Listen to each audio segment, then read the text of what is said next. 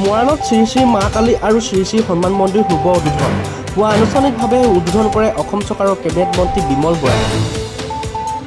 মন্দিৰ আন্তঃগাঁথনিৰ উন্নয়নৰ বাবে 10 লাখ টকা অনুদান আগবঢ়োৱা ঘোষণা কৰে মন্ত্ৰী বিমল বৰাই।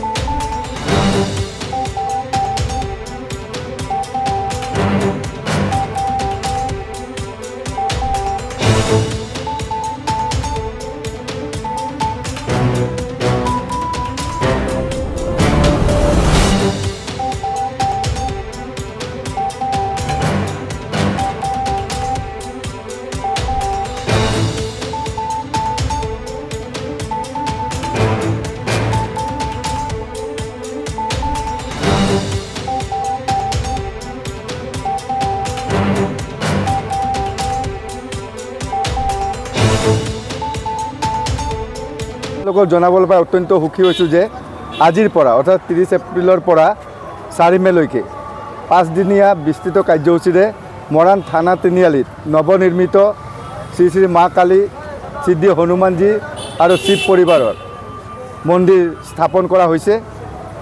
ৰাতিপুৱা এই মন্দিৰ শুভ উদ্বোধন কৰে অসম চৰকাৰৰ সন্মানীয় কেবিনেট মন্ত্ৰী শ্ৰীযুত বিমল বৰা ডাঙৰীয়াই। আমাৰ কলযাত্ৰা আছিলে, অসংখ্য ভক্তগণ আহি ৰবি ষষ্ঠী সৰোবৰৰ পৰা পানী তুলি আনি আমি মা কালী মন্দিৰত প্ৰৱেশ কৰি আমাৰ নীতি নিয়ম কৰিলোঁ।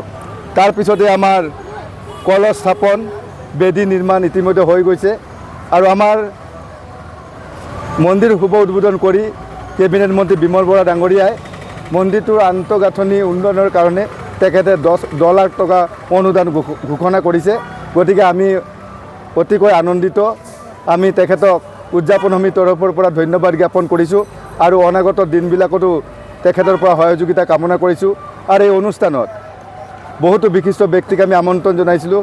অসম চৰকাৰৰ কেবিনেট মন্ত্ৰী যোগেন মোহন ডাঙৰীয়াও আহি পৰিভ্ৰমণ কৰিছে মন্দিৰৰ, তেওঁ পূজাও কৰিছে, বিমল বৰা ডাঙৰীয়াই পূজা অৰ্চনা কৰিছে আৰু অসমৰ বিভিন্ন জাতীয় জনগোষ্ঠীয় সংগঠনৰ প্ৰতিনিধিবৰ্গকো আমি আমন্ত্ৰণ জনাইছোঁ যাতে সকলোৰে সহযোগিতাৰে এই মন্দিৰ নিৰ্মাণ কৰা হৈছে আৰু আমি সকলোৰে সহযোগিতা কামনা কৰিছোঁ। তো আছে 100 বছৰ পুৰণি মন্দিৰ, আপোনালোকে নিশ্চয় জানে।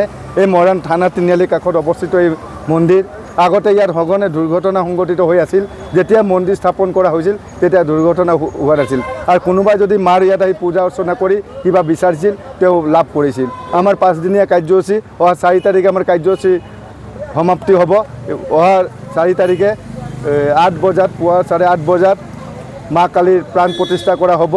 তাৰপাছত ইয়াতো যজ্ঞও হ'ব, মা কালীৰ বিভিন্ন বিধি নীতি নিয়মেৰে পূজা অৰ্চনা হ'ব।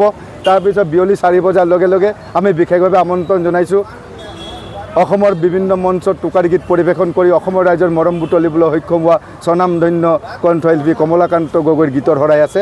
আমি সেই সকলোৰে উপস্থিতি আৰু সহযোগিতা একান্তই কামনা কৰিছোঁ।